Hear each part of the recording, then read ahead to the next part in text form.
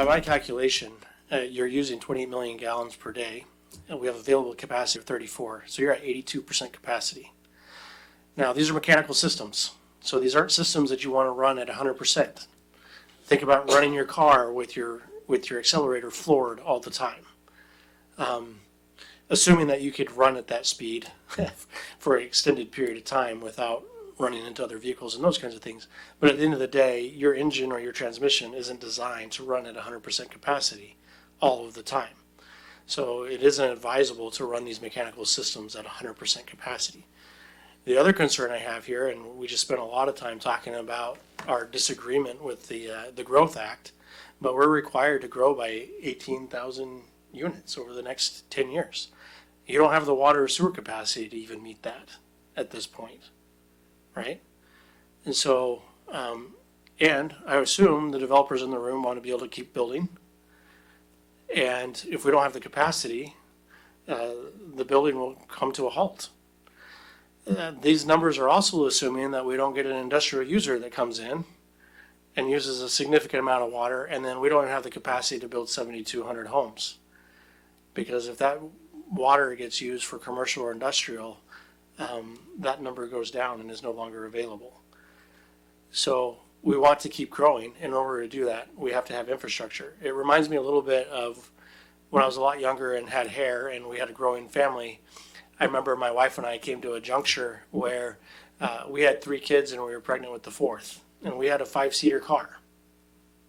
I no longer had the seats in my car to transport 4 kids safely in a seatbelt, let alone have the room that we needed to maneuver around while traveling and those other kinds of things. In addition, I think we were renting probably a 2-bedroom apartment or a house at the time. We could make that work with 3 kids, but it was going to be harder with 4 and a newborn baby. The point being is, as you grow, you have different things that you have to address in order to provide a certain quality of life, or at least meet the minimum standard. And we're kind of running into that. Mrs. Sarah showed a slide earlier with regards to additional staff we have to add.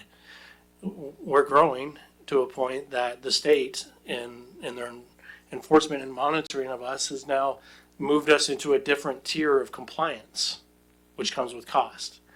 So as much as I'm sympathetic to the concerns and the financial impacts that it has, not only on the developers, but on our citizens on a day-to-day basis, we simply have costs in here that to some degree are out of our control that we have to meet, and we have to continue to build and invest in infrastructure to go forward with that. In order to do that, you have to have the revenue coming in sustainably to meet those expenses.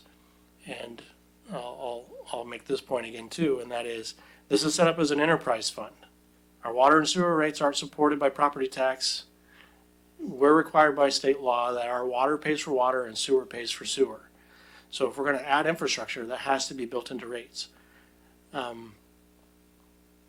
We have tried to balance this so that it isn't all on new growth and developers going forward.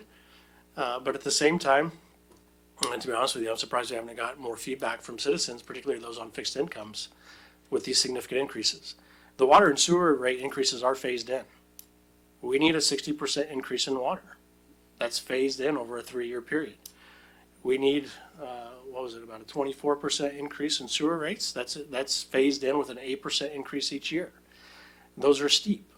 And some of this, as I've made at some of the public input sessions and made the point there, some of this is because the city of Pasco has done what it could to hold these costs for as long as we can. But we're at a point from both a capacity and an aging infrastructure point that we can't continue to do that unless we want growth to stop. We could do that. Council could choose not to approve the connection fees, and you have one of two alternatives. You can recalculate those back into water and sewer rates completely and raise even higher your 60% water rate increase to higher than 60%. Or we can begin issuing moratoriums on construction. And the first one I would start with would be with industry, because we have a mandate to grow by a certain number of households, and we can't afford to obligate our water to industry because we need it for housing. And that'll buy you about 3 years. And then you won't have any infrastructure capacity. And the other thing I would remind the council and the public is that it takes us time to design and build infrastructure. I can't go down to Lowe's today and go buy a new lift station and go have it installed by next week. There's processes we have to go through as far as design and approval and all those other kinds of things. It takes 2 to 3 years to build this infrastructure. So if your capacity is going to be at capacity in 3 years, you need to start building now if you're going to have that available in 3 years to continue to add on to. So while I don't like necessarily the situation that we're at, we need to focus on our future and be willing to invest in our future if that's what we want to do.